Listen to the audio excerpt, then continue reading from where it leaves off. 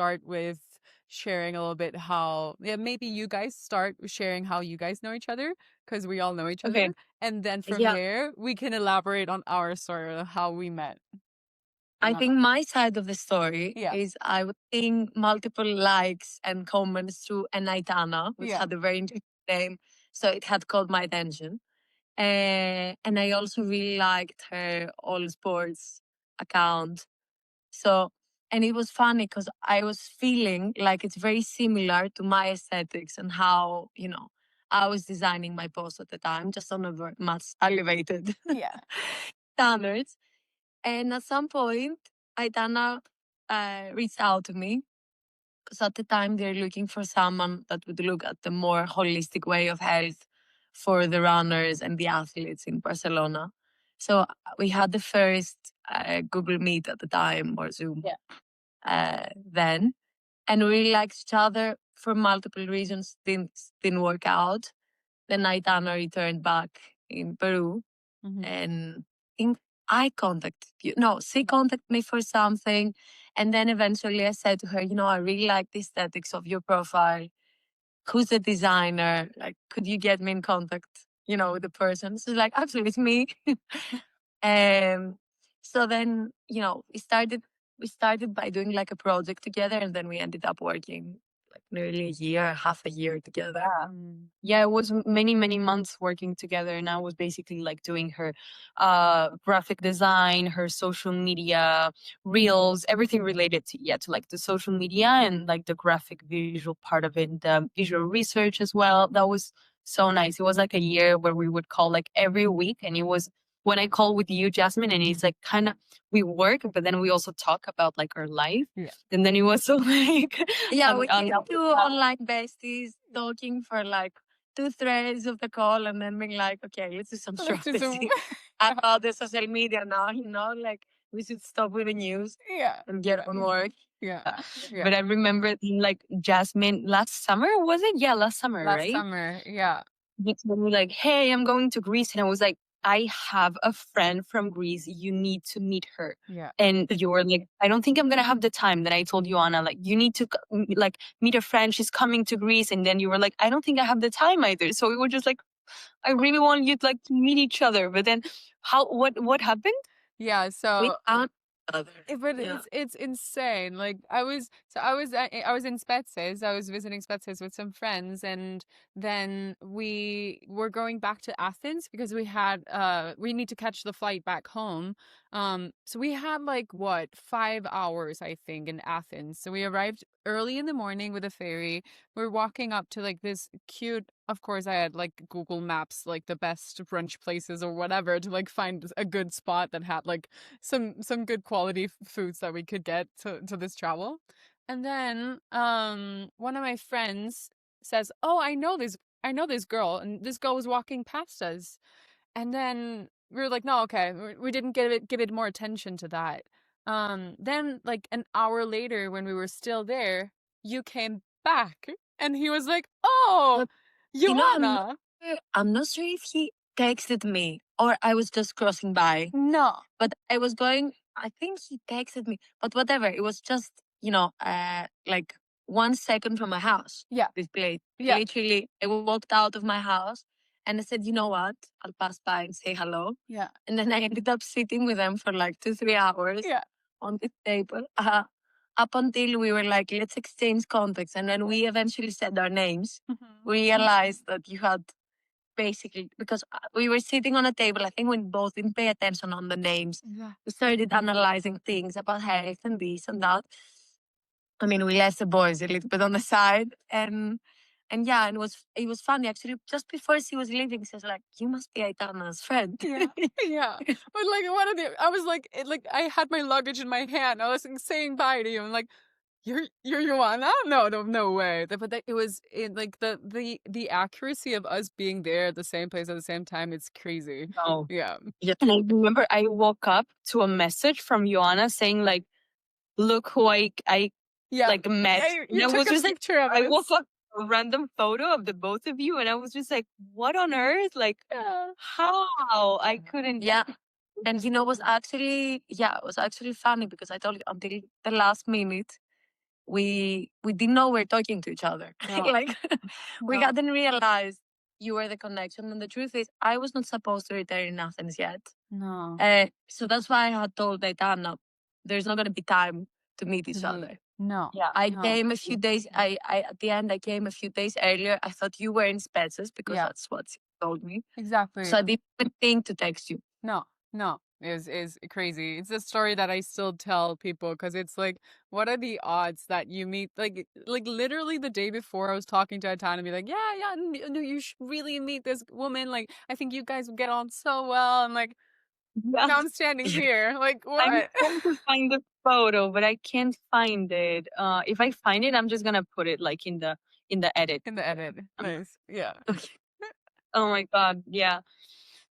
But Joanna, we want to hear more about you. Like, how did your journey with wellness and health start? Do you remember exactly when this like How did it start? Yeah. I think, it started when I was born, basically. Like I born in a water ski school resort. Mm-hmm. So I learned to water ski before I maybe walked. I was 2 years old or 1.5. The first time my parents put me on two skis. And so my parents are athletes on a very competitive level. Actually, currently they came second in the Europeans, both of them. Wow, Yeah. congrats. But this is Right. how I was born. Yeah. Yeah, thank you so much. I was born with two athlete parents. Me and my brother, very quickly at the age of 8 or 9, we were already competing in the nationals. And so we were super involved into a wellness environment. Since we had the resort, we were also surrounded by athletes, fit people taking care of themselves. So I have to say, without even realizing, there was a little pressure on that too. Even though my parents were never mentioning, Hmm. get stronger, this and that. This was a Mhm. very natural thing happening to our body since we're Subconsciously, big, it was just yeah, there. sporting. But since we wanted to succeed, and water skiing is a sport, it's a very technical sport. But it's true that at the very high level, you need to be as strong as you can with the lightest weight possible. So this was how naturally our bodies were. But it was also, I think, always on the back of my mind that I need to maintain this to perform. And at the same time, it was also the comment I was getting the most. Oh, Joanna, you're so fit. Oh, Joanna. So it was something I was hearing since a very young age.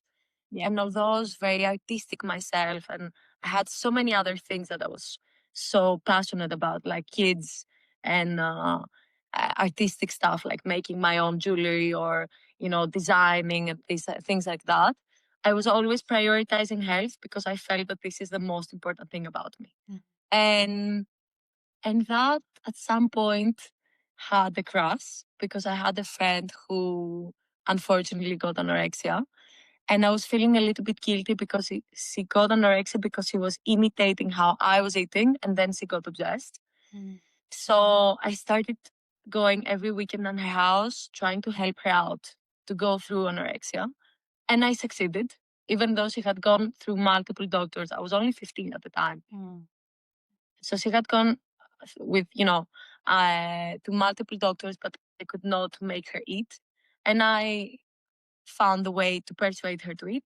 But of course, a 15-year-old sitting next to a girl eating lettuce and one egg, not even olive oil in her food, I think it started influencing me. And I was like, okay, it doesn't matter if I skip a meal, it doesn't matter.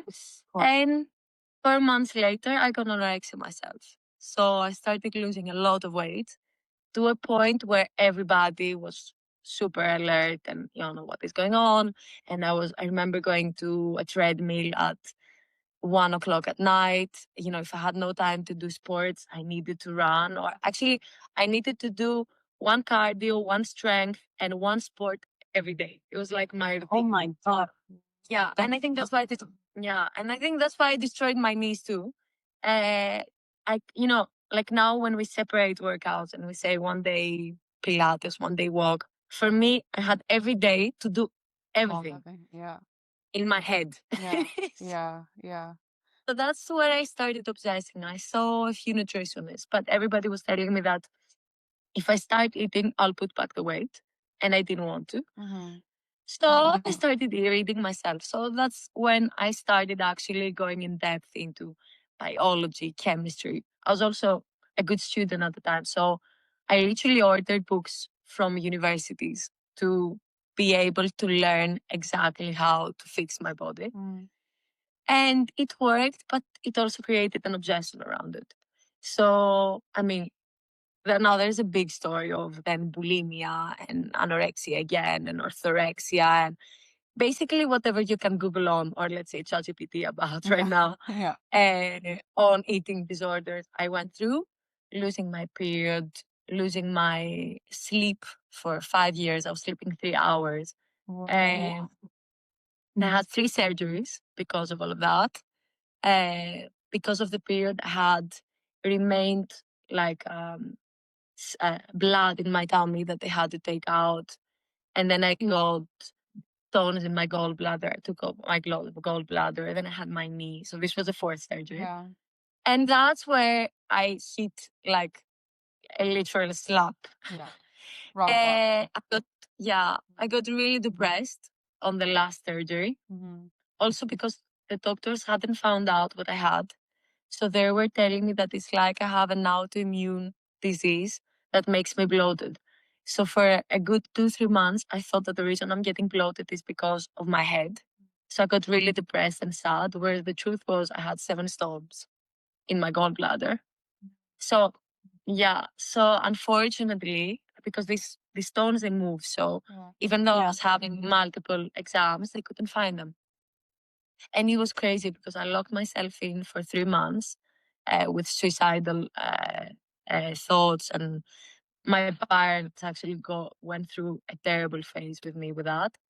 And then I was literally like sleeping with my father every night and crying and telling them that I'm gonna kill myself and stuff like that. Which now I think I'm like, how, you know? Mm. And then the thing is that at some point I was so depressed, I was crying so much that I went to another psychiatrist and she told me I should take antidepressants, like that I cannot function without.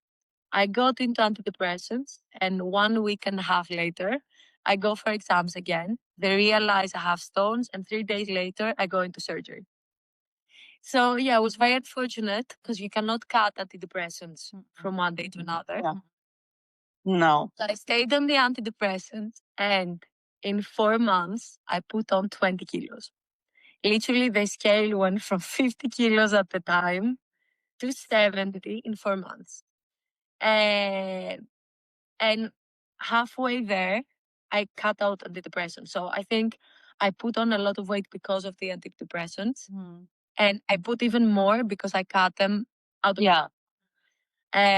I'm generally against medicine unless really, this kind of drugs. Unless it's really, really Life necessary. threatening, for sure. Yeah. My experience was terrible, and also now having followed more than 500 clients, out of which a lot of them had got into antidepressants, it doesn't go well most of the times, unless again there's a big trauma. We can talk about that if you want. Yeah. But anyway, I cut them, and cutting them out like this, it's even worse than starting them, in my opinion. So yeah, and then I came out of them in a place where I was not recognizing myself anymore. Like my look was totally different. I was feeling also like a deep sadness, a very deep sadness of why. How old were you? 19. Okay. Wow, it was many years. Yeah. And all of this process started when I was 14, 15. That's The many. year with all of the surgeries was when I was 19. So it was actually very sad because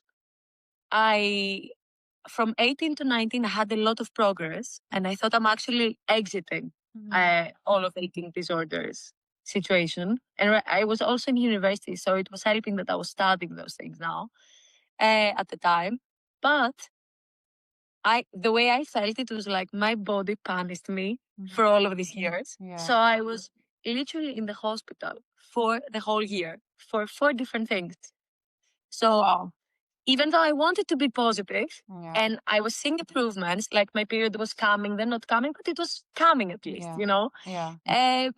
I got really down every time I was getting a different health issue. And that the actual crash was the last time that I didn't know I had the stones, and I thought I was because of my depression that I'm so in pain because having 7 stones. I mean, everybody experienced it differently, but I literally had 2 months where if I was not eating boiled rice or boiled potatoes, I was on the floor crying from pain. So imagine thinking that this amount of pain is because of your mind Yeah. and not because of something physical. Yeah, you have no idea. That's Mhm. crazy. Yeah. And then, so I had the surgery. This happened. I put all of the kilos, and I was literally trying to prepare my parents for me not being in life anymore. And I also have 3 brothers, which I adore. So I think the constant thought in my mind is if I'm going to damage their life. I didn't, because in my head, and I'm still like that, if I'm not having a good time on this world, and I don't mean being happy every day, I mean, this is not normal. But if I'm not content with life, why would I be existing? Like I was like, if I'm not having fun anymore, if it's been such a long time that I'm constantly sad, Yeah. why? I'm just Yeah, sad. I was like, I've been for 5 years, 24/7, thinking of what I'm gonna eat, what I'm not gonna eat, and how I'm gonna maintain my very skinny look. that's crazy. Yeah, it's Like I don't want to do that anymore. It's No. like enough. Yeah. Yeah. And it was crazy. My parents persuaded me to go with them to South Africa, to Cape Town. And actually something that really made me extremely made a huge shift in my life was that a very good friend of mine, the same day of Christmas Day, decided to come to South Africa. She paid the flight extremely expensive because it was the flight, just because she wanted to persuade me to be well. So she arrived and she's like, the I don't know, the expression, like the image of positiveness. She came and said, she was pretending like she doesn't see the problem I have. Yeah. So she came with her huge smile and her amazing energy. And I had my parents, the best friend of my dad, who's like a second dad to me. And I was just crying all day long. I never swam in this trip. In 2 weeks, I never swam. I never came out of my room. I was just crying, but I had 20 people on me trying to persuade me to step up and move forward. And they did. Mm. They persuaded me. And I went back home in Italy, in Milan, and I said to myself, which was crazy thing that clicked in my mind. I said, all of your life, you're fixing your body to make your mood. This time, before fixing your body, you will fix your mood. Yeah. So I persuaded myself to fix my psychology before touching anything physical. Mm. And I started reading so many books about psychology. I asked in university my professors to do extra courses with them on psychology and attend classes just for the knowledge. Anyway, this would not be able to go. I mean, we still had psychology in my degree, but we had 3 courses throughout the year. I was going every day on multiple classes from the university just to learn more about psychology. And at the same time, I was watching people with paralysis giving motivational talks just to minimize my problem, Yeah. basically. Yeah. wow. And after a month and a half, uh, I started eating healthy, and I promise it. In a month and a half, I lost 16 kilos. I don't even know how. Like, I think I got so happy for the first time in my life. I was so relaxed. I was trusting the process. It's also true, I fell in love with someone at the time. Mm. And I was like, I don't want him to touch me like that. Yeah. So Yeah. Yeah. Yeah. Yeah. Yeah. I was not even going on the scale, but I remember the first week was like 3 kilos down, the next one 2.5, then three. I was That's like, okay, I don't want to watch it anymore. Yeah. But the weight just flew off. Yeah. Like your core Like, body, your whole nervous system has just been like, and then completely. exactly. Yeah. It was crazy how quickly it Yeah. happened. And to be honest, I mean, this went super well. The problem was that my brother went into depression right after me. So your older brother? my older brother. So for a year and a half, even though I was getting better, I mean, I love my brothers like nothing else on this world. I think, the moment I'll create my family, something is going to shift. And of course, you know, part of having a big family is being taught to love many people. So I love many people, but my I love. brothers, and at the time my eldest brother was my everything. Yeah. So if he was unwell, I was unwell. If I was unwell, he was unwell. And so for a while, I'm not gonna say that I reached actually a happy state because I could not. Mm-hmm. But that's when things with nutrition started getting resolved. And then slowly, now I'm nearly 28, I'm 27 years old. Every year was just better than the previous, you know, like every beat was just getting healed and healed. But to go back to your question, since day one, I knew that I love helping people. I was a water skiing coach. I was born to be a coach in a way. And so you know, in my head was either coaching water skiing, coaching health, or coaching kids. That was my life. So I loved helping people feel better. Mm-hmm. Yeah. And with all of this journey, I think it just, you know, was the natural process for me to do this job. That's very Yeah. fascinating. Must I- have been, yeah, sorry. It must have been such a profound foundation for you to now also give that story to your clients, because not that it's like it's your life, it's all of you, it's all who it's what made you who you are, but living through all of that and being like a witness that you can actually make it to the other side, it's really inspiring to hear. Thank you. Yeah. You know, the truth is that for a long time while I was at university, because as I told you, I was a very artistic person. Mm. And it was funny. I was at my university. I was loving my classes and everything, but then I would leave and go with my friends who were into product design or fashion or whatever and do the projects with them. And I always wanted to do interior and these things. And so, like this kind of industry. So I remember even being on calls with my mother and says, Ioanna, are you sure you're doing the major you wanted? Isn't it just because you want to heal yourself? Yeah. And in my mind, I was like, yeah, I'm doing it because I want to heal myself first. But because otherwise I'm not going to be able to do anything else. And at the time, what existed was, you know, the typical dietitian, which was just giving you a diet. Yeah. I'm so happy to see that now dietitians actually get into understanding you and helping you out. Maybe not all of them, but I think that's where it's going. Thank God. Thank But God. at the time, my, you know, look of a dietitian, which I had been to multiple, was Ioanna, eat this and that. And in my mind, I was like, I'm so young. I mean, it's crazy. You just telling me eat yogurt, eat this Monday, Tuesday, Wednesday. Yeah. I could not. So I wanted to find another solution. And then I was going to the psychologist, which at the time was totally on the other side. Everything was about psychology and understanding what happened to your mother, to your father, to, you know. Mm-hmm. So I wanted to find a way to connect those two and be able to understand the person from the psychological aspect and also help him out with maybe nutrition, but not even going that deep on macronutrients and this and that, because I was realizing how crazy, you know, how crazy this was to just count stuff, you know. Yeah. And so I just wanted to understand the person. And actually, even today, I mean, I never talk about calories to someone. I never even mention it. You know, I get them off the scale as soon as possible. I don't want them to have a plan of Monday, Tuesday, Wednesday. Uh, we we much more take it as a whole and understanding their life and their needs and what they like to do, and make their life so much more interesting that food just come naturally, you know, into the game. Intuitive Uh, more. but yeah, I mean, having this experience, of course, has been uh, a huge lesson for me.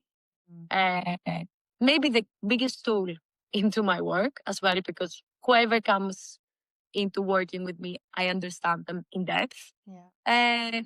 But also for them to just feel secure that I get them, you know, that I Yeah. understand what is going on. Yeah, you know, I feel like with you as a person, knowing you as well, like your added value really is your psychological depth. And it's amazing how well you can understand people.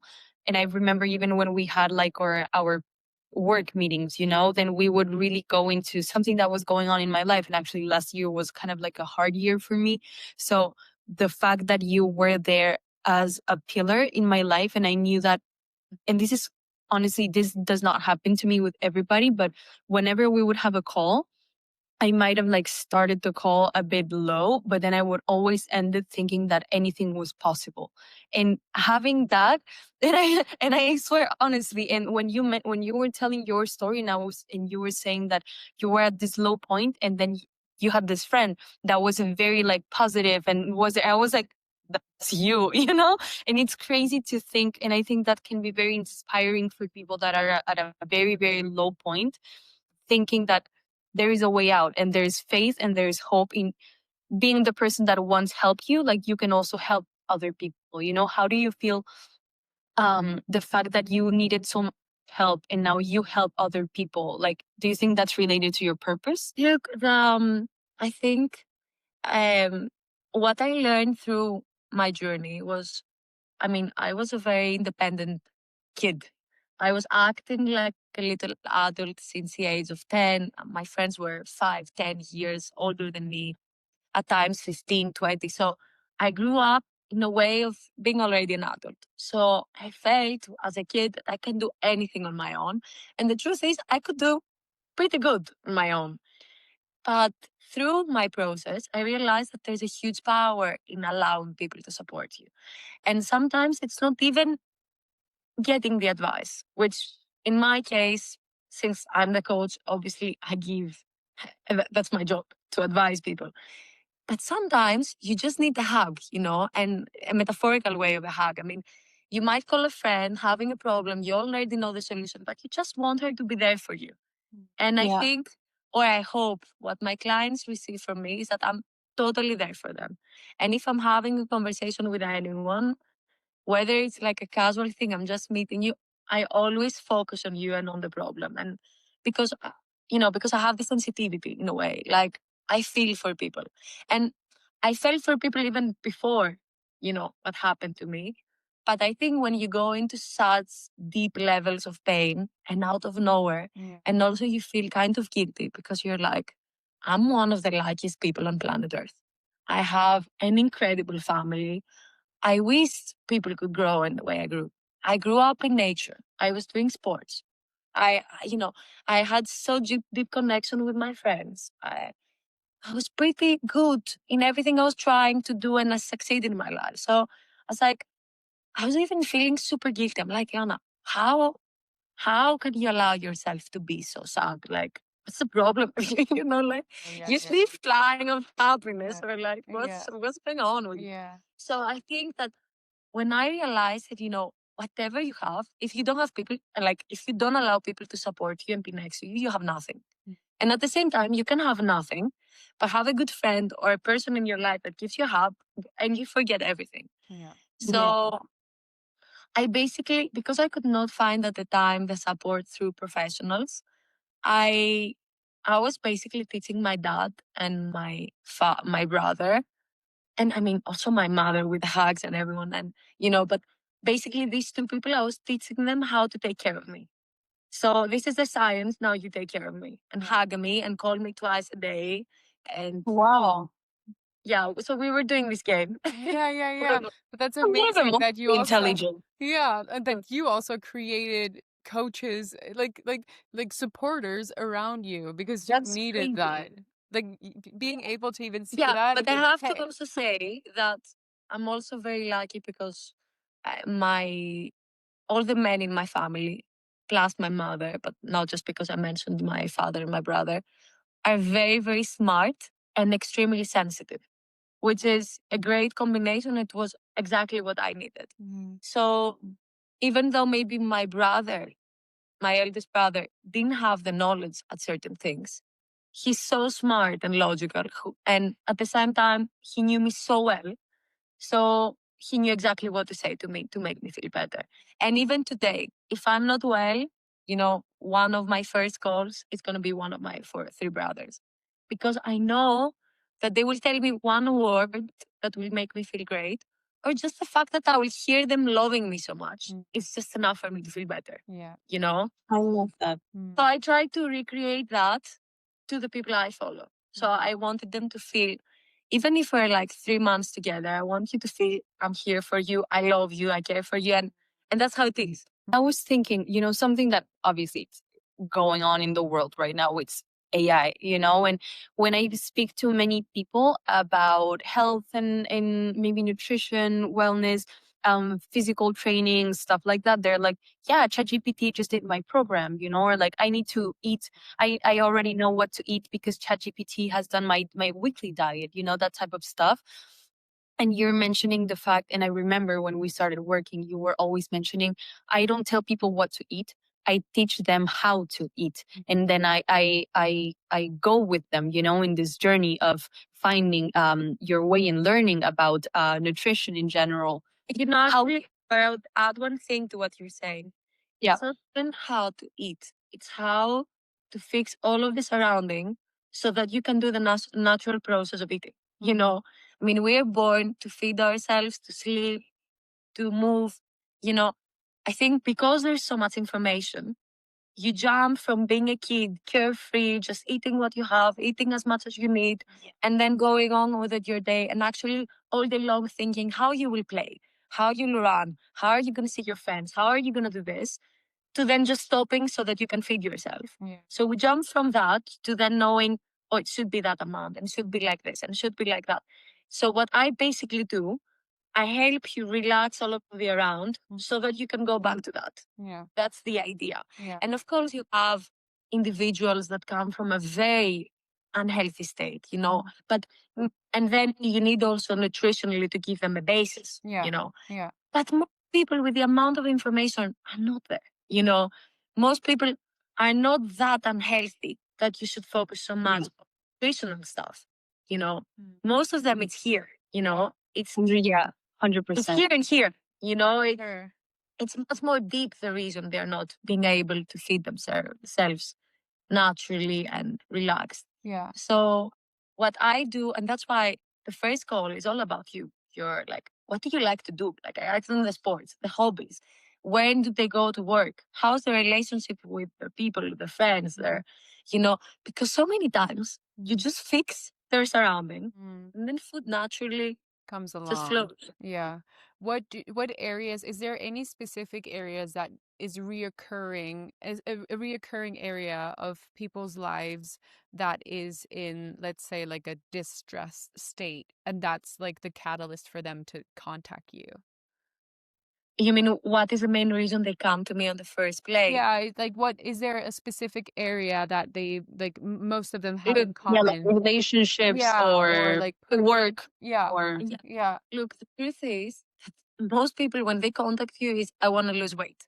Now, this is why they contact me, but that's not what we mainly focus on. No, that's not And the it's main funny goal. because Yeah. that's why they come, on bad skin. I don't like my weight, or I generally want to have a healthier life. No, I have a lot around, unfortunately, also drugs, smoking, or also, that are depression, that come for that, and they just want to find a way to be happy without needing substances. But whatever the problem is, it always starts in a holistic way. So, I mean, whether you come to lose weight or you come because you want to fix, you want to stop smoking or drugs, or you come, because you're not getting your period, the most important thing is understand who you are, what you like, and get you back to your core and understand, how first of all we can, look at you as a whole and fix the main stuff. And with all of them, we talk about everything at the end of the day. So even if you come only for smoking, I'll definitely ask you questions to see how you're feeding yourself. How's your energy levels, or how you're sleeping, like one of the most important reasons. Yeah. What drugs you're using. And of course, I'm going to get along other professionals, individuals, in case, in many cases, because it's very needed. So I will collaborate specifically on each person, based on the person with other individuals if there's need. But I always look at the person as a whole. Yeah. So I say the main reason people come is usually they want to have a physical change, but we focus on the rest. And if that's going to be balanced, it's going to get balanced. Yeah. So if you're actually off balance, once you fix the whole, this will get into balance. Yes. Yeah. So many people think, or many times they're like, just please give me a diet. No, Yeah. please, Yeah. just Yeah. Just tell me. So what do you Just for do? a day. They're like, just for a day. What to eat tomorrow? yeah. Yeah. Yeah. Many times, initially, when I had first started, just for the sake of helping out people, I would help them with recipes. Not eat this Monday, Tuesday, but just giving them a few recipes, because it's true, many people don't know how to cook. But I realized that as soon as you give someone a meal, he's going to take this as his diet, and he's always going to feel like he's guilty if he doesn't eat that meal you gave him. Yeah. And I was getting comments on the calls like, I made your recipe, but I put potatoes instead of rice. And unfortunately, I'm like, Yeah. doesn't matter. That's not like, no, that's not the point. So, yeah. Yeah, so Yeah. first year when I started realizing this, I was like, okay, no more papers. Yeah. Advices, instructions, but no more food and meals and, specific details on that. Because unfortunately, once you tell someone this is good or this is better, this is it, this should be the thing. Yeah. I remember last year when we were working together, I was editing a reel of you, and you were saying something along the lines that really helped me, and I think about it all the time, because my thing with I've also had like a long journey with food and like being very restrictive, then overeating, and then like binge eating, and I think it's mostly like restricting and binge eating in my like history of eating basically. And I remember you said something along the lines of, instead of food being the number one thing that excites you along the way, just find something that makes you happy, like one thing a day that you're really excited for, So it's not, because in my case was always like, oh my God, I'm gonna have breakfast. What am I gonna have? I'm gonna have a snack. And then I would always think like, what am I gonna eat next and next? And then that would make me like eat more and more and more and more. And just like, yeah, be full and eat much more than I need and what I want. And then I was like, what if it's me going on a walk? What if it's me spending time with my family? What if it's me going into the ocean? So finding other ways. Do you think that you have any other advices that are similar to this for people? First of all, for the one you mentioned, the point of this phrase that I don't remember exactly the video, but I remember the story. The concept. The idea is that, first of all, if you're all day long thinking about food, and you're overly obsessing about it, I mean, you're then going to expect so much pleasure for it coming, because this is your only thing, like, if you focus into actually having a good day, whether being a productive into your work or doing a sport or an activity you like, or just going for a walk, or even just having a few friends at home and just being excited about it, and, looking at it from that perspective, when the food will come on the table, it's not going to be such a big deal, because you took pleasure from the friend and from the walk and from the being productive. So then, sometimes, of course, you're going to be really craving a certain meal, and another times a little bit less, but it's going to be balanced, sometimes like this, sometimes like that. If every day you're calculating everything and you're focusing on food and this and that, it becomes such a big deal. So this is the most important thing for you, eating. So then, if you're also repeatedly eating the same thing, which is very common in people who are dieting, they have found a few recipes they like and they go on repeat. And sometimes even things that they could last forever being enjoyable for you, not you eating them so repeatedly that they become so boring. And then so you either need to put up the portion or just, put more things inside to make it fun. Because that, again, you're focusing so much on the taste of the food, because that's where you're getting most pleasure out of. Mm. And, food of course, it's meant to also give us pleasure, and it's something that connects people. And, we surround ourselves through food.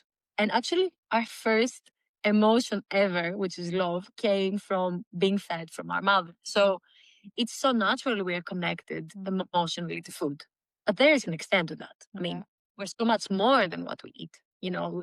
And I hope for people they don't finish their day thinking I had this great meal, and they actually think I had this hug with this person, or I jumped into the sea, and whatever.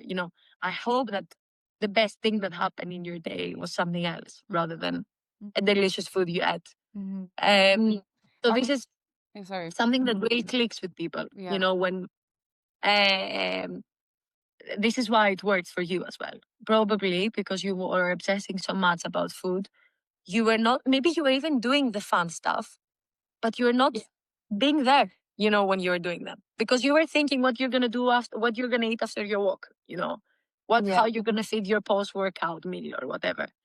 So you were not really there, present into swimming, working out, or whatever it is.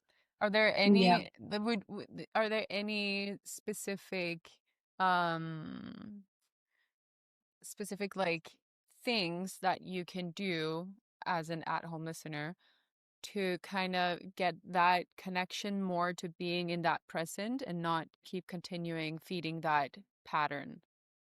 You mean, how can you stop? Exactly. Like how did you in your experience as well? Like what did you find joy in after like not obsessing about food in that sense? First of all, sounds stupid, or simple, but think of your day and, you're like, okay, I'm going to prepare my meals because that's what I'm used to. And I'm, so obsessed about it.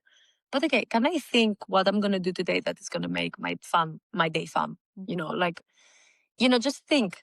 And then being like, instead of being, I need to eat this, be like, I want to go to see this gallery opening. First start with that as a priority. Like, I want to go there and I want to have fun. Where close by can I eat? Instead of starting by, I want to eat there. So I'm not going to go to the gallery opening because I can't. Seeing it a little bit opposite. Yeah. And I think as well for many people, it works to starting doing activities they love. And also when it comes to sports, many people, especially now, as they go into research and more, strength training is better. No, Pilates reformer. No, blah, blah, blah. And people just jump from one type of workout to the other.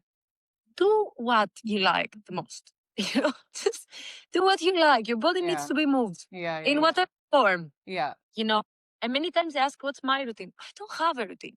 I know I like 10 different things. And I wake up and I'm like, what do you like? What do you want to do today? Yeah. Yesterday, I was on a call with my boyfriend. And he said to me, we're on a call. He said, good morning, what are you doing? I said, I'm going to the gym. And we kept on talking. And then after a while, he's like, the gym is like 5 minutes from your house. Like, I said, I changed my mind. I want to go for a walk. Yeah. I was literally even carrying Everything. the clothes I will wear after the gym. Yeah. Yeah. And even though I preferred walking with all these things because that's what I generally felt like doing, rather than going to the gym. Because I'm very close with the people in the gym, I was thinking maybe I stop buying my stuff. I continue, and then I go back and take my clothes. So that's how, of course, for like simplicity, sometimes you need to pre-book. Today I had a bar workout. I had booked it 5 days ago. But again, if I had woken up and I was not feeling it and I felt like running, I don't even run. If I felt like running, I would go running. Yeah. That's so true. Like I've noticed in my case when I've really like lost weight in a very natural way is when I just relax and when I'm not over working out and when I'm not thinking all day about, because I think for you as well, I think you might understand this very well. I also was a professional athlete for many years. So it's everything about how much you move and how much you eat so that you can perform. So I still have this like mindset kind of like, I'm working out, okay, let's say 2 hours a day. That means I have to eat X amount of stuff so that I'm always thinking like, okay, I need to eat like this and this and this, and I kind of like seeing how much protein you're eating and blah blah blah. And so then when you just relax, and for instance, now that I'm definitely not a professional athlete anymore, not even an athlete, I'm just like working out when my body feels like it. Probably, I mean, every day, but the hour of the day depends on and how much, and the intensity also varies. And then how much I'm eating, it's more intuitive, and then I feel better. I'm not overeating. I've lost weight like naturally and not stressing about it. And if I want to eat something else, then I'm just gonna eat it, and that's it, just listening to it. Yeah, there's science and there's reality, and reality is totally different from person to person. So I myself, every single day I hear a different health podcast. I like to be informed. I love to hear professionals and everything. What's your favorite podcast that you listen to in terms of health and You know, I to be honest, at I the don't have a moment? At the I moment. don't. No, I hear. I read it. I usually what I do. I look at the title and then I hear the first 10 minutes, or I go somewhere in the middle. Yeah. And if the person inspires me, I then end up hearing it. Yeah. And actually, I listen to podcasts more based on the professionals rather than the podcasters. But I have to say, the Diary of a CEO is a very great interviewer. Yeah. So I maybe on this one, what I like is that he most of the times makes the questions that I imagine people or I would ask. So for that, I would give him, like, I would say that it's one of my favorites, even not for health, because it's not only health. This specific podcast. But what I was getting at is that there's no single time I heard the whole podcast and I agreed. Because at the end of the day, you can look at science from many different sides and you can see this research and it can totally persuade you for that. And then you read that and it's totally against that. But at the same time, even if in a magical world we were like robots, that you're like, but we're not, and we're so much more than that. And actually what I think is being much more than that. So even if scientifically you need to get 90 grams of protein every day, it's so much better if you relax and one day you get 70, the other you take 95, the other time 85. So at the end, by the end of the week, pretty much up and down your 80 grams. I'm giving an example here. Like a random number. And it's pretty much like that. It's great. Like, it doesn't have to be every day 90. So meticulously. It doesn't have You to know, be, exactly. because then it also it feeds into that obsessiveness. It feeds into that's the word. And at the end of the day, I mean, what is being healthy? I've talked with Ioanna many times. Health is your, how you feel physically, how you feel mentally, how you feel emotionally, how you feel psychologically, environmentally, what's happening around you, existentially, what's your level of health, what are you doing, where you're, so there's 6 different aspects. That's health.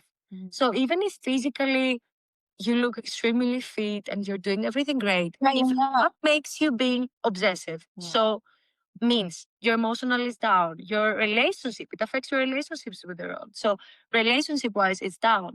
Existentially, because you're focusing so much on that you cannot focus on learning other things and grow your mind. And you're not really healthy in my eyes. You're not really healthy. 100%. So I don't. Yeah, I mean, I'm not gonna say someone is healthy just because I see he has his 6-pack. I've been much more healthy, being more unfit. Because let's say the average. That's exactly what I was gonna say. When I've looked at myself in the mirror and I'm like, wow, I've been the most unhappy, honestly. Because then I'm always like, I'm with my family and they get ice cream for after dinner. And then I'm just thinking, I'm not gonna have that ice cream. Like, I'm not gonna have it. And then I just overthink and I don't enjoy the meal, and then I go to bed stressed out and then like being restrictive, and then just having this whole anxiety. But then I look at the mirror the day after and then I'm like, I didn't eat that ice cream, that's great, but then I didn't really like enjoy anything. The whole thing. You can actually get to a point where you can look wow and also being high. Of course. I'm talking like years ago. It's just not gonna be something that is gonna be like constantly stable and always the same. No. But it can happen, Yeah. because if that's your natural body weight, because we also have to look at that, there is a set point weight, let's say, in each person, which also gets influenced by dieting and multiple circles of eating, not eating. It can affect that. But if somebody relaxes and if he has the patience and he gives the time to himself, he will be able to get to this set point weight without this Obsessive. meaning that it's not obsession and everything. Yeah, yeah. But you have to process and become back, Yeah. become again this kid again. Yeah, yeah, yeah. But How big yeah, how big of an impact would you say that cortisol has in all of this, in an individual's health? you mean stress in Stress. general. Yeah. First of all, I wanna change the definition of stress. I mean, everybody has, and it's also the first thing now doctors tell you, this might be from stress. Because I realize that psychology and other things come into the game. Yeah. So they throw it to there, and then people have stress as this terrible thing happening to them. Yeah.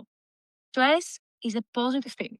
Is a way that your body communicates to you certain things. A body cannot talk. Yeah. So what you get, whether that's stress, so acne, stress, so eczema, stress, so I wake up in the night or I cannot go to sleep.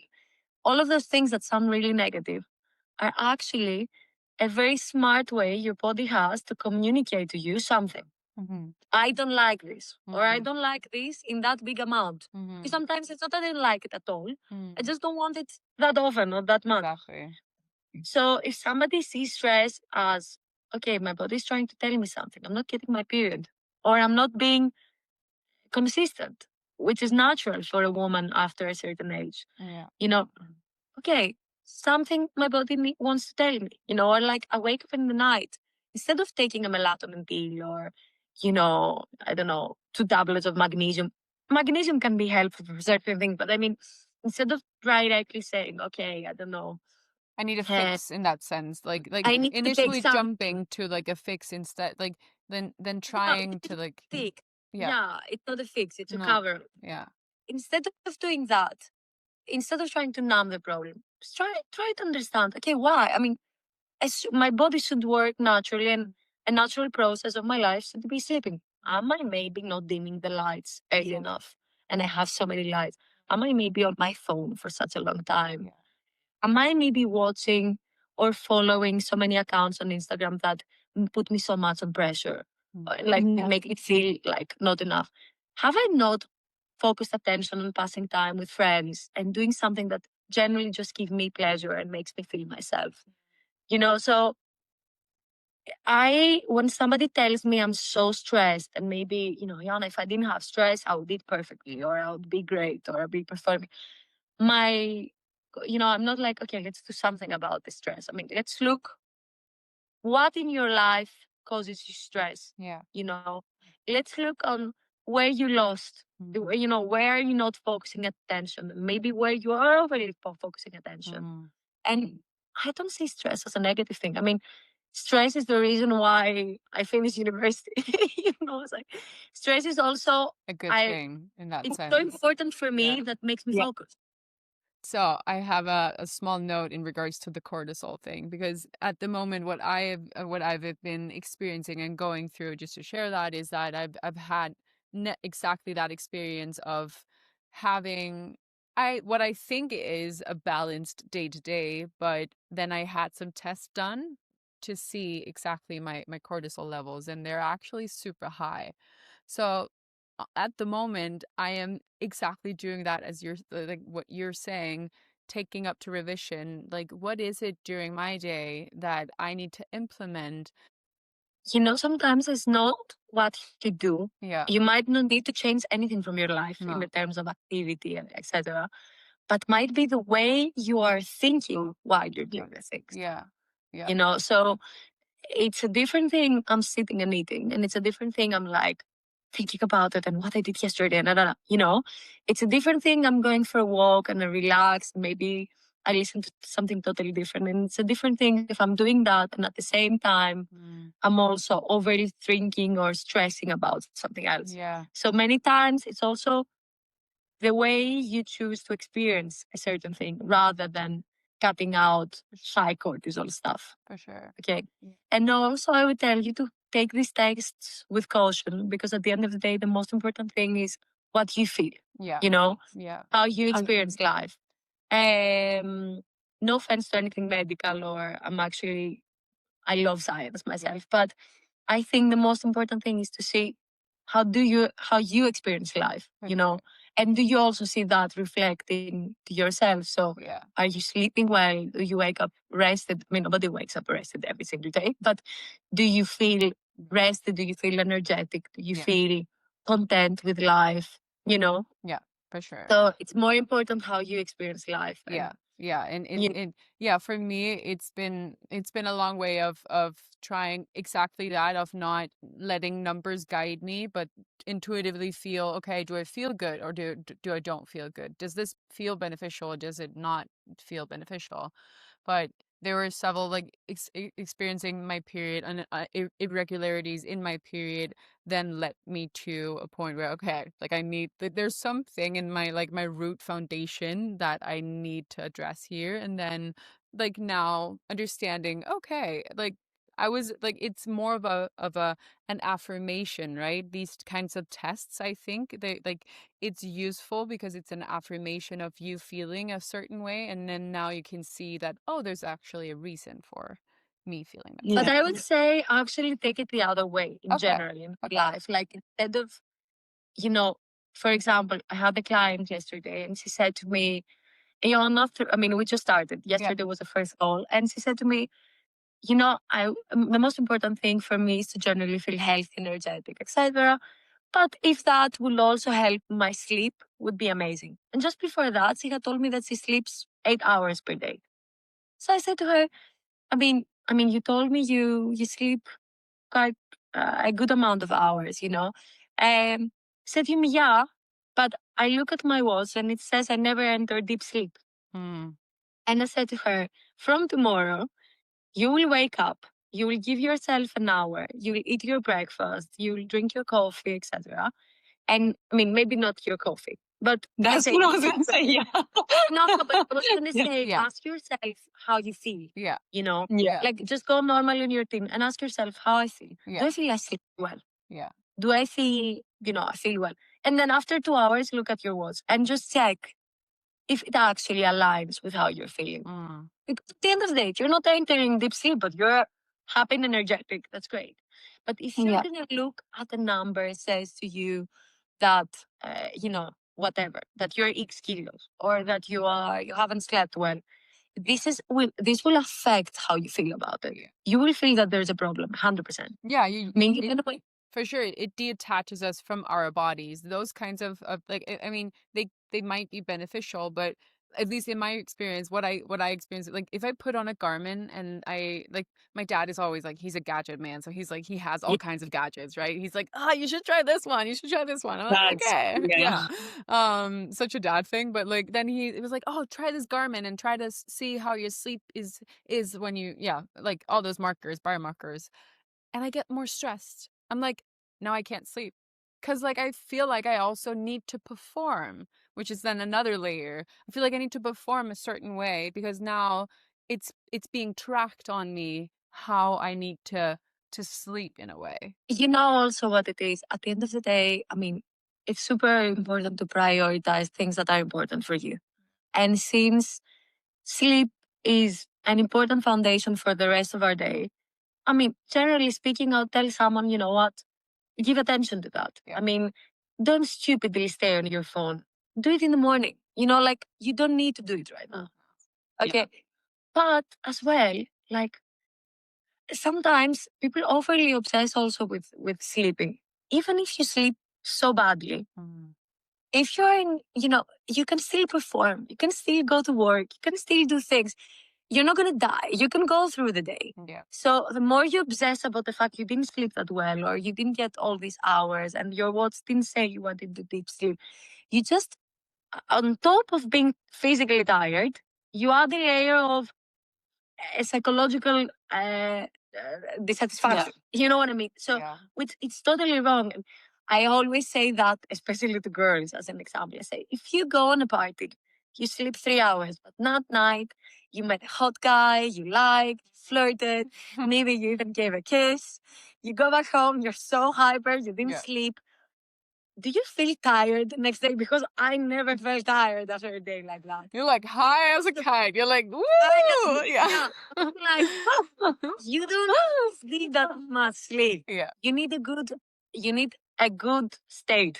Yeah. You need to be positive about it. Yeah. Yeah. I came back from, as I said, Paris, which the last 10 days I was driving people skiing because my parents had left. Yeah. Me and my little brother, we substitute 2 out of the 6 drivers that were all the time in the water. So we were going at 7 o'clock to drive. We would stop at 9 in the night. Wow. We'd have a small break in the middle of the day, which I was using to do calls with my clients. Wow. And I would wake up at 5 because I also wanted to work out and have a call while being on the bike. So for 10 days, my routine was waking up at 5, working out while doing a call with Los Angeles, Yeah. then going on a boat, driving, stop, eat, 2 calls, drive, work, sleep at 10.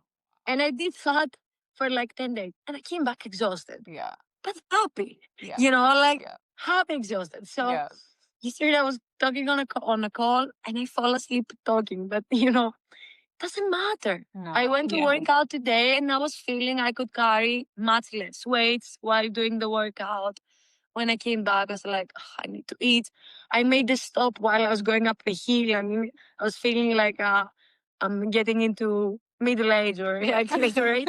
That doesn't matter. You No. don't always need to feel physically energetic. No. No. Amazing. No. Yeah. Yeah. It's okay. I feel like Yeah, there's a whole like philosophy in social media in general, like nowadays, which is like, you need to be better every day, and then need to be feeling really good every day, and you need to eat very clean, and it's, first of all, I think it's more healthy if you relax, try to eat clean every day, but whenever the opportunity or the moment arises in which you can eat like some sugar, or some like unhealthy stuff, but you're in a good environment with people that you love, and then everybody's eating it, instead of you like thinking, no, I'm not gonna do this, like just do it, and if you also didn't have like a good night of sleep, and then you wanna still, like, the day after, you feel energetic enough to do something that feels good, but then you're thinking, oh no, I did not get there enough sleep, like, go with the flow of things, and then honestly just like tap into what life is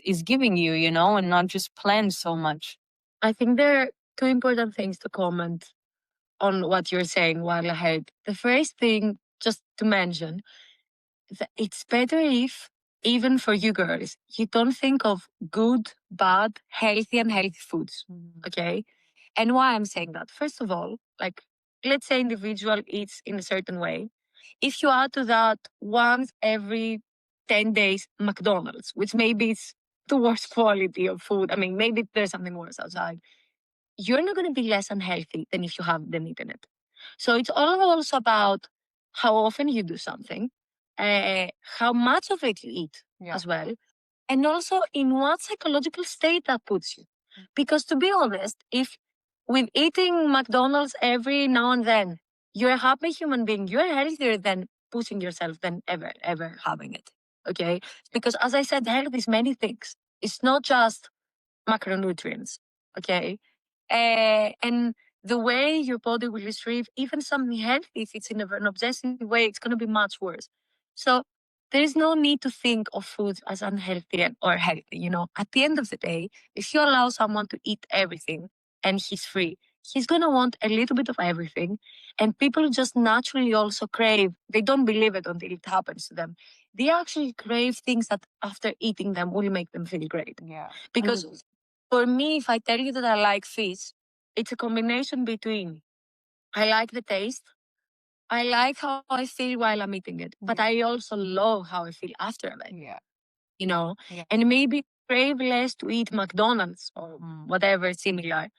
Because if I'm gonna eat it and then feel so heavy or like I have a pain in my stomach or whatever, I'm not gonna want to eat it so much. And for example, I love olives.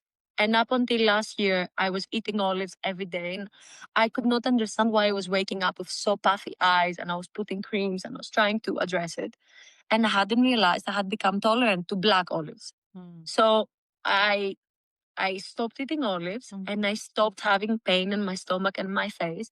And to be honest, now I don't crave it anymore because I see Yeah. it and like you're gonna feel bad, you know? Right. And it's something Yeah. healthy. It's not something unhealthy.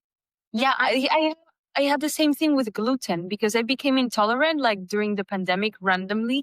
And then I remember I used to be obsessed and like not even obsessed, addicted to gluten. I would be like eating bread all the time, like cinnamon rolls, all that type of stuff. And then when they told me like you're allergic to it, and then I ate it, and then I realized that I was feeling really good because of it.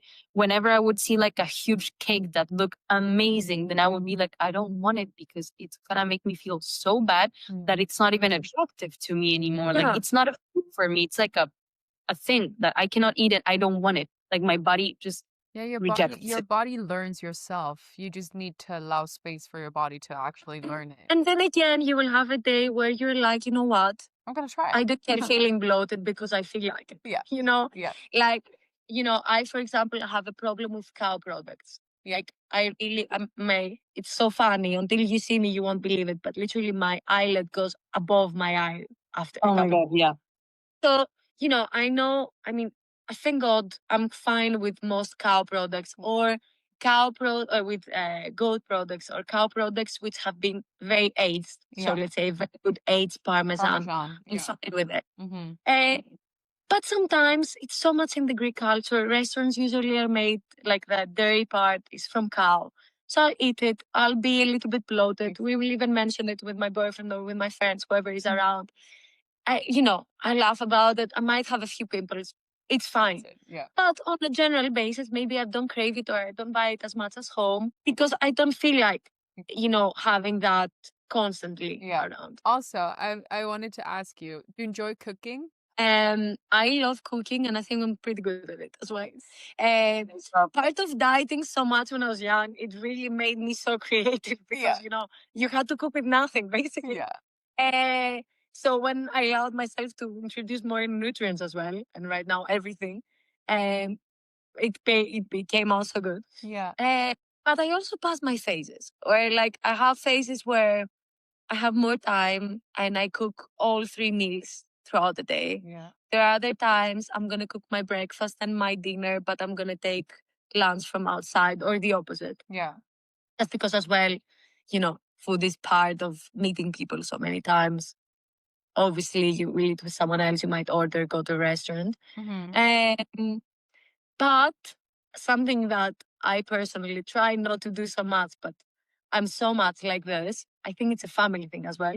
I have 10 recipes in my mind. I make them for like a month. I get bored of them. Then I go on another 10. Yeah. So, and it's almost like there's a period of yogurt breakfast, a period of egg breakfast, a period of pancakes breakfast, a Yeah. period of, I love that. So I Same. try because I know that eventually what happens, I get bored of things that I really love. So I try not to and I break them. And actually, when I don't feel like cooking something different, I put myself to order something different at least. Yeah. Nice. Yeah. Nice. So that Switch it up. I change it. Yeah. And I know whenever I return home as well, because it's a restaurant, hotel, everything. The good thing there is that without even cooking, I have Good food. nice And, yeah. Yeah. Amazing. But I'm a very Mediterranean Greek. Yeah, I'm very Greek. Whenever you post something, I'm always like, oh, this looks so good. I love Greek food. Yeah. Like I know people will kill me for that, but it's above No. Italian, above. I'm a Greek girl when it comes to food. And I mean, of course, I think the Greek cuisine, I love Lebanese, Turkish cuisine so much. So I love good. this side Yeah. more than any other. But yeah, any Greek recipe, even like the grandma recipes, things in the oven, like Yeah. cook stuff. Yeah. Yeah. I resonate so much with that. Like in my case, like for me, Peruvian, as well. It's like, and I also, it feels like it's my comfort. It's also like any type of flavor that can be Peruvian for me. It's like it just tastes like my body accepts it and wants it. So if it's in our blood in the end, right? I don't know how to even explain. Yeah, it. no, for sure, for sure. And I think the base of a good meal is good ingredients. So for me, 100. if I have good quality. Like for me, it's not even organic, not organic. When I go to the little market under my house, which is every week, I know where to take the tomatoes and I know where to take the cucumber. And I really focus on having ingredients that taste good and feel natural and they don't look perfect. Yeah. The less perfect they look, the better it is. Yeah. Things A that carrot is not supposed to be uniformed. It's like it's actually supposed to grow in different ways. It's like yeah, and it also I love that, like the sakes. exactly. For me already this puts me in a good state Joy. before I even eat. But of course, like many times and for simplicity, I might have, having cooked already chicken in a certain way and quinoa in a certain way and green beans in a certain way. And like I'll have different types of protein, of carbs or whatever in my fridge so I can make also bowls. Yeah. Especially I would say at lunchtime because it's the time I have least time because of my work. Yeah. I don't really have the time there to say I'm gonna stay for an hour and cook. So I need to also have a basis of stuff that make my life easier. Yeah. On a 60% of the time, obviously, Yeah. there's whereas at dinner, it's more often where I'm gonna cook something like that takes more time and potentially in a bigger portion that I can keep in my fridge for other times. Yeah. Love that. I love that. Should we get into the ping pong question? Yeah, this was actually a good segue into it because the first ping pong question is what is your favorite current dish or food? My current, Yeah. I'm thinking because I have a few. I think I've been getting so much on eating green. There's a Greek dish which is called fasolagia, and it's green beans with red sauce, potatoes, carrots, cooked. Usually, the classic way is doing it on a casserole. How's it? Yeah, but I sometimes even do it on the pan. Yeah. And I like eating that with goat feta cheese and maybe some carrot crackers on top. I think this is the one I've repeated the most lately. Yeah. Together with fish because we're coming back from summer and that's something. That makes a lot of sense.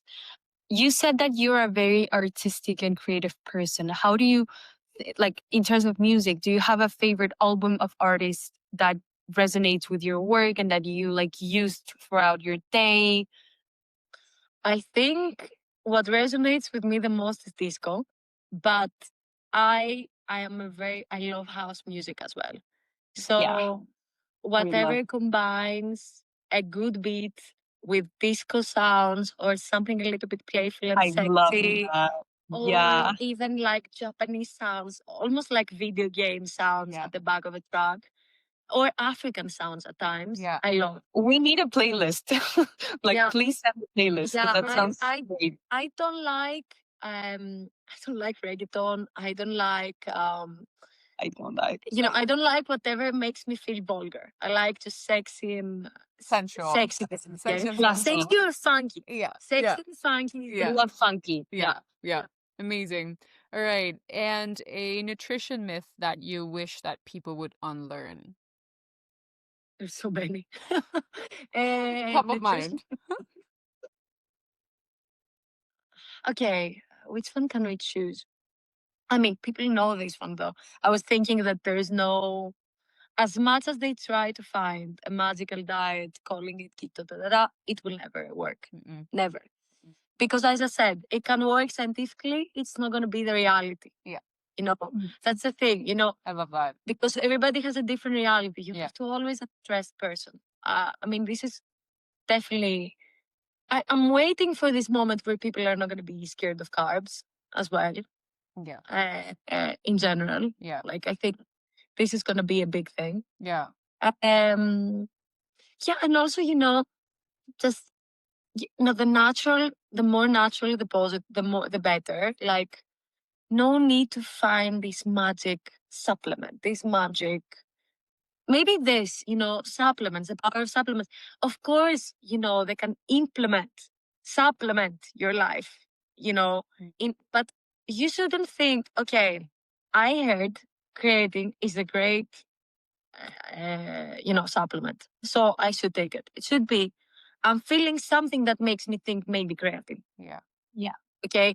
Even if everybody will shout creatine is the best supplement right now. Yeah. You know, it should start from something you're feeling rather than I see that I bring it. But exactly, from the Because general. two things happen with that. The one is you're relying your health on it. The second thing is that, and you know, and you're feeling almost healthy because you're doing that, and you stop looking at the whole.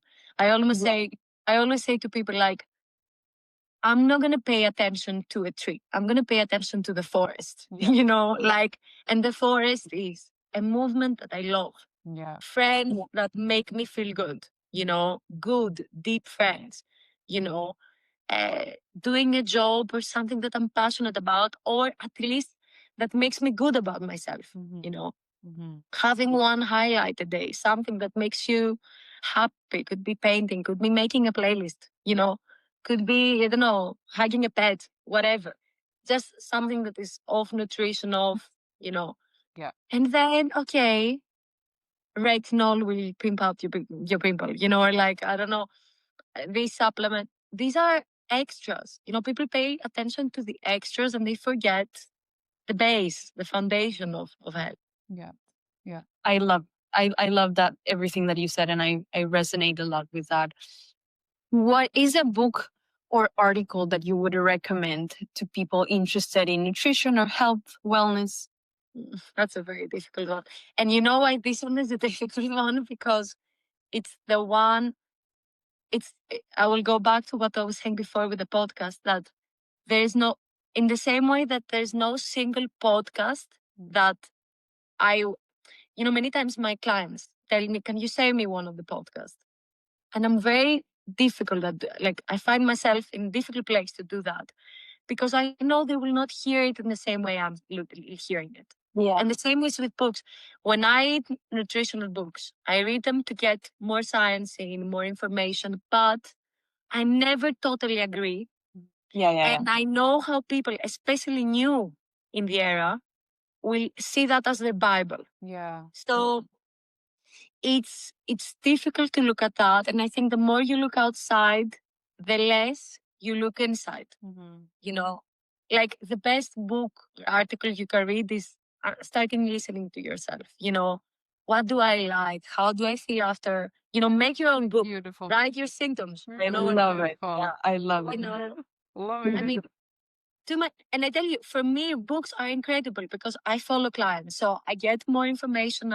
But I hear it and I keep a 5%. You'll read a book, and you will at least live with a 50%, with it's too much. Yeah. You know. Agree. So even books that are helping you to be more in tune and relaxing, the whole idea of, you know, how you look and this and that. Even that, to be honest, I find it beautiful people who want to look better. In the same way, I find it beautiful that people want to run faster, or people who want to become smarter, or people who want to become, I don't know, wiser, more succeed in work. Whatever improvement you want to do, it's great that you have this drive. You know, it's how you do it. It's not what you do. No. So if by looking better you harm yourself or others, no, that's not good. Yeah. But if you want to look better, good for you. You know what I mean? Just do it in a way you're not harming yourself. Exactly. Yeah. Yeah. It's a reason enough to do something. Yeah, so, you know, like, Yeah. and I think this is what actually I wanted to mention when Aitana was talking, was that, you know, it's either like, it's so important to feel good with yourself constantly, or why are you paying so much attention on feeling, looking good?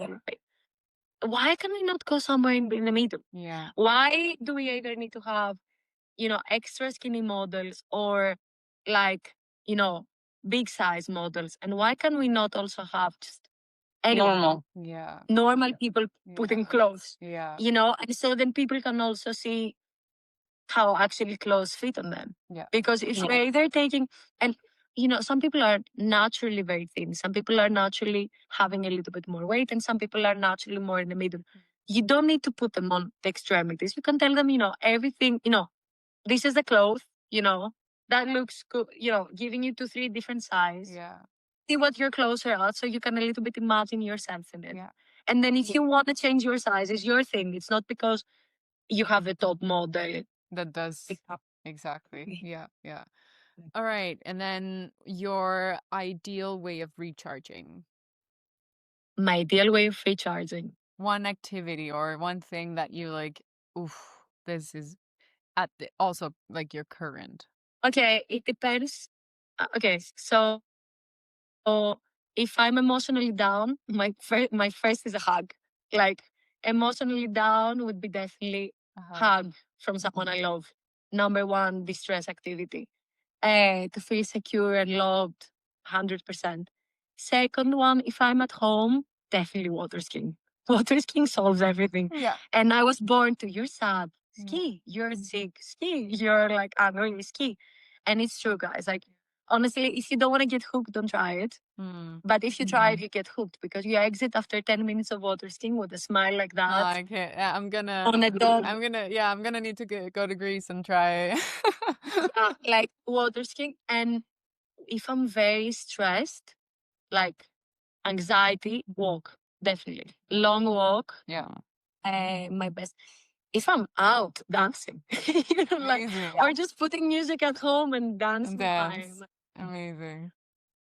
I love that. As to close this podcast episode, what is one small thing our listeners can do today or tomorrow to make a change in their life health wise that you will tell them? I think going to sleep by thinking only the good things that happened. You know, many people write at night the bad things that happened in the day in order to fix them in the next day. I find it so beautiful to just think of the good things and to be grateful for whatever you have and just say to yourself, you know, I did as much as I could. Tomorrow I'll give the time. And to be able to go to that state, I would say it's super important when you're thinking of things you want to do to time them.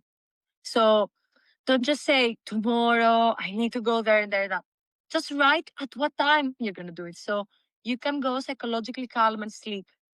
As many people don't realize, but they enter into their sleep with a lot of stress, with a lot of anger, anxiety for things that are happening, whether they're health issues of relatives or friends or like things of work. And they wake up again and they're again on the state and it goes on. So I think if somebody can, whatever comes to their mind that they need to do, they time them. Yeah. And then they go to sleep only on a positive note. It puts you at peace and it allows your body to reset so you can restart again the day after. I love And that. I think this is something everybody can do. Yeah. Yeah, it would be a more general advice, let's say. Yeah. I love that. Thank you so much for your time and for this. I honestly enjoyed this conversation so much and learning even more about you. Amazing, honestly. You're so I'm so inspiring. happy. Thank you for getting me in so early on. Of Good course. luck with Of course. anything health related, but I love Ioanna. Yeah. And I mean, I would support her in any start. Oh, And Jasmine, I saw you once in my life, but Yeah. but yeah, I wouldn't even call it vibe. I would say your air, like Yeah. your Same. yeah. Advice. your smile, say your air. Thank you. Thank you. Yeah. See you very soon. See you. Thank you, sis. Ciao. Bye.